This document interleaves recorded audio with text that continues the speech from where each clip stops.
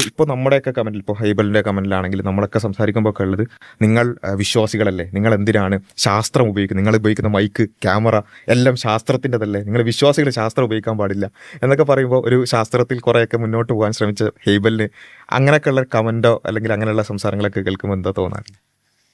എനിക്ക് തോന്നാറ് ഇവലെന്ന് പറഞ്ഞാൽ ഒരു സംഭവമുണ്ട്, ആറഗൻസിയാണ് അല്ലെങ്കിൽ ഇഗ്നറൻ്റ് ആണ്. അവലൊരു ബിലീഫ് ഉണ്ടാവും, നമ്മളെത്ര മാറ്റാൻ നോക്കിയാലും മാറൂല. ഇതൊക്കെ സ്വന്തം അവൽ പഠിക്കേണ്ട കാര്യമാണ്. അപ്പോൾ വേറെ കാര്യമുണ്ട്, ഈ ഐൻസ്റ്റൈൻ വരെ ദൈവവിശ്വാസി അല്ലായിരുന്നു, ഞാൻ പറഞ്ഞ പോലെ ഡീപ്ലി റിലീജിയസ് അല്ലെങ്കിലും.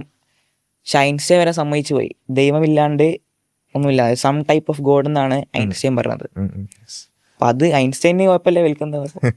അതിൽ ഈ അരഗൻസ് എന്ന് പറഞ്ഞല്ലോ, ഇപ്പോൾ എനിക്കിത് കേട്ടപ്പോൾ തോന്നിയത്, ഡോക്ടർ ഉസ്മാൻ സാഹിബ് എന്ന് പറഞ്ഞ ഒരു മുമ്പ് കേരളത്തിൽ ജീവിച്ചൊരു ബുദ്ധിജീവി ഉണ്ട്, അദ്ദേഹം പറഞ്ഞൊരു വേർഡാണ് എനിക്ക് തോന്നിയത്.